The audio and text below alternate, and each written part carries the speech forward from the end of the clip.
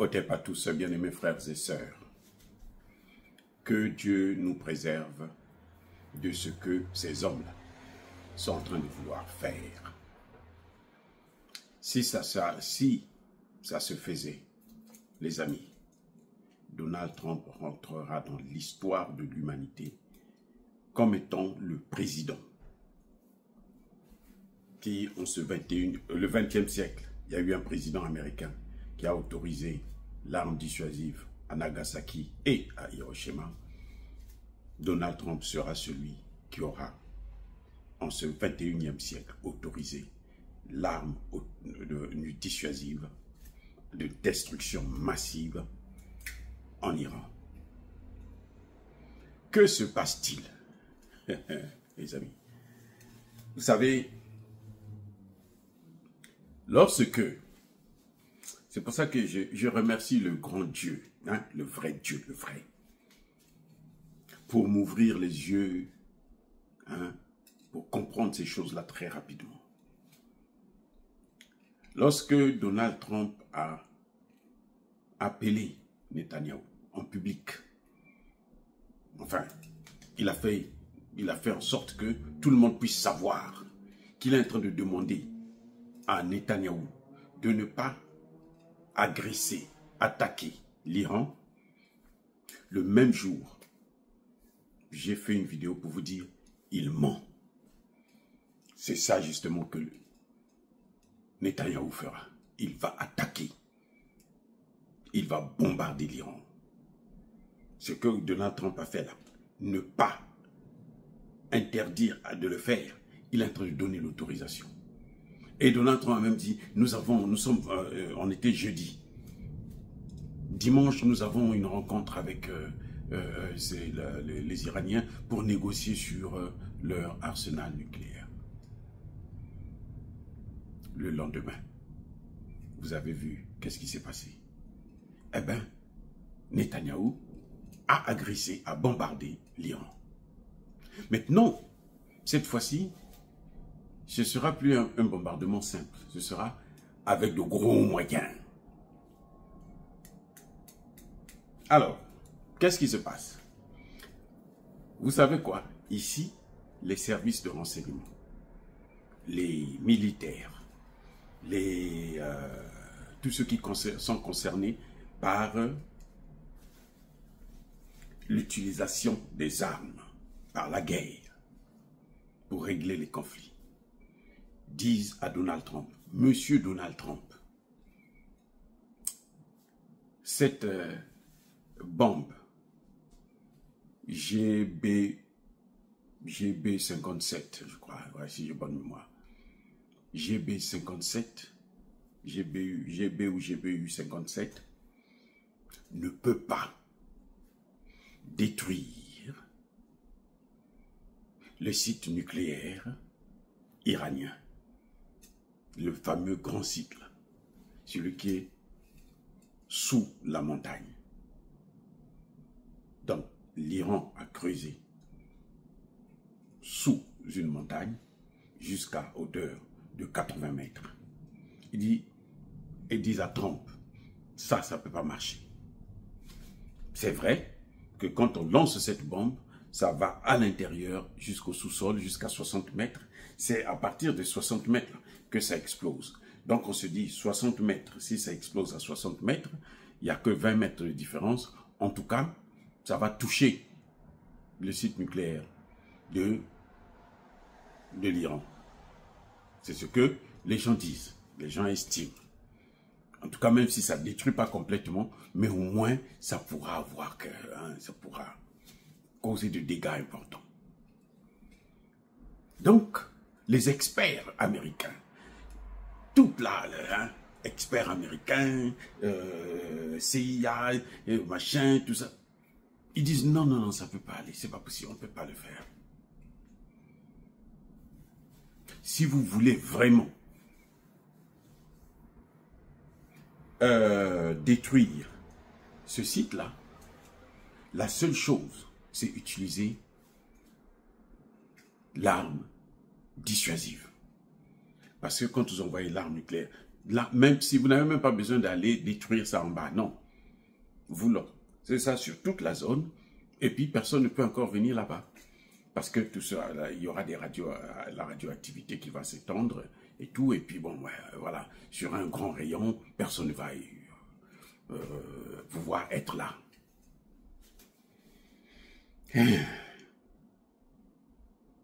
Les gens disent que donc Donald Trump ne peut pas intervenir. C'est pas possible, il ne peut pas intervenir, puisque s'il intervient et que ça ne marche pas, c'est une honte. Et Donald Trump a dit devant tout, il dit non, non, tout sauf ça, c'est pas possible, non, non, non. Quand j'ai regardé, quand j'ai entendu, j'ai dit, les gars là, ils sont en train de nous préparer un autre coup.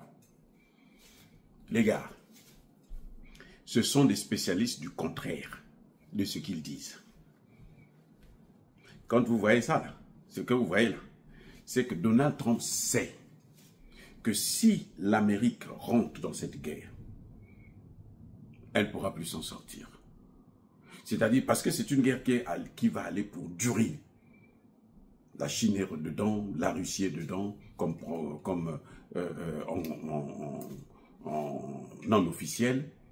Donc, c'est fait pour durer. Et que si l'Amérique rentre dedans, Trump va finir son mandat. La guerre là va continuer.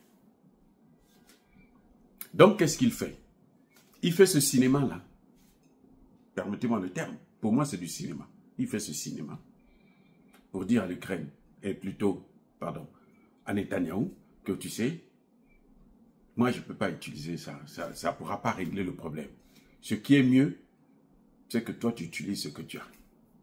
Parce que c'est ça qui pourra régler l'affaire. Il est en train de donner l'autorisation à Netanyahou d'utiliser, de faire comme à Nagasaki et à Hiroshima. Les amis, c'est ça qui est en train de venir. Ce que vous avez vu au cinéma, là, des services de renseignement, des experts et tout. On a dit que ça, c'était... Il n'y a que les États-Unis qui ont ça. La Russie n'a rien, n'a pas ça. La Chine n'a pas ça. Il n'y a que les États-Unis qui ont ça. Mais ils disent maintenant que, oh non, ça, cette arme... Non, non, non, c'est pas possible. On ne peut pas faire ça. Ça ne peut pas réussir. Puisque pour le faire, il faut seulement cette arme-là. Et Netanyahou a ce bouton-là. Il a ça, il a le bouton dans ses mains. Qu'est-ce qu'il va faire? On est en train de lui dire que non. Tu as vu, ils ont bombardé un hôpital. En fait, c'est un centre de commandement et de renseignement général, ou généraux, qui a été bombardé. Vous comprenez? Maintenant, l'hôpital était à côté. Et l'hôpital a eu un coup aussi. Donc, on va trouver ça comme prétexte. Pour dire que non, c'est existentiel. Le droit de se défendre. C'est ça qu'ils disent. Hein? Ils ont le droit de se défendre. C'est existentiel. Comme c'est existentiel, parce que nous devons exister, parce que nous, on nous empêche d'exister, donc nous, on va utiliser ça. Maintenant, ce que je veux vous dire, c'est quoi?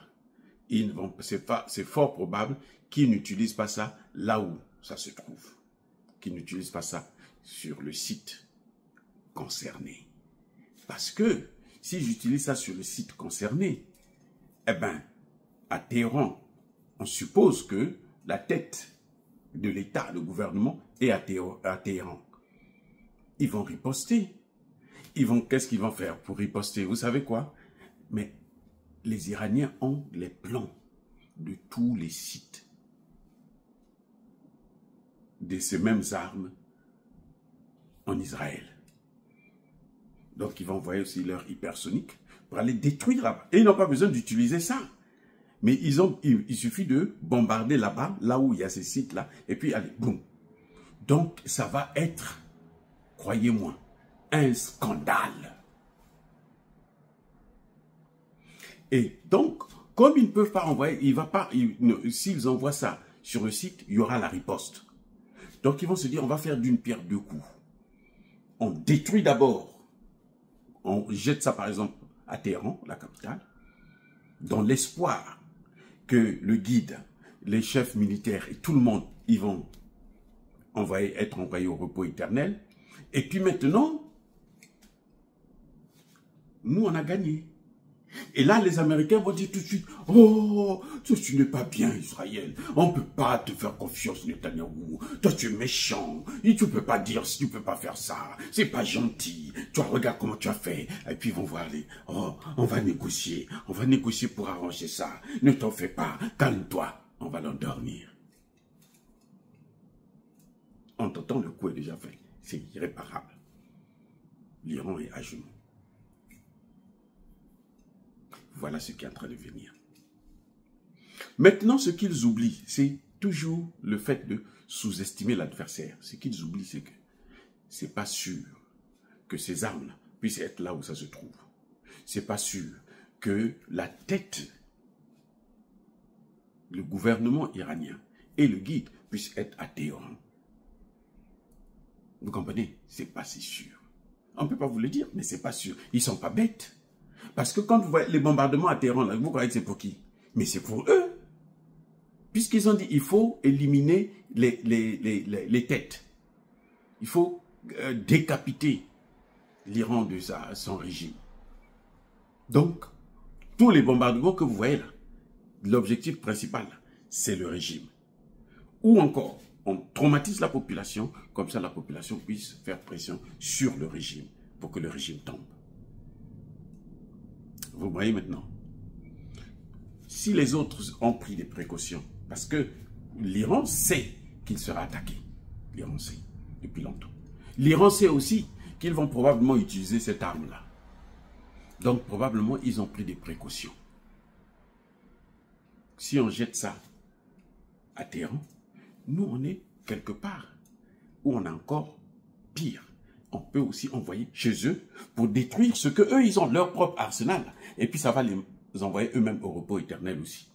Et puis les deux pays, alors ça va être un scandale. Ce que vous voyez là. Donald Trump ne peut pas, les experts là ne peuvent pas dire ce qu'ils ont dit là. Que non, ce n'est pas cette arme-là, il faut utiliser l'arme ultime. C'est faux. On est en train de donner l'autorisation à Israël. Les amis, on est en train de donner le feu vert à Netanyahou. Vous allez suivre. À moins que Netanyahou se dise que ça c'est une lourde responsabilité mondiale et personne au monde ne tolérera ça encore en ce siècle présent. Surtout que ce sont eux qui ont agressé. Et aujourd'hui, de plus en plus, des experts disent que l'Iran n'a pas ça. Vous comprenez? Ça ne pourra, personne ne pourra justifier. Même les Américains vont chercher à justifier ça. Mais Donald Trump restera le président le plus horrible et haï dans ce monde, malgré son argent.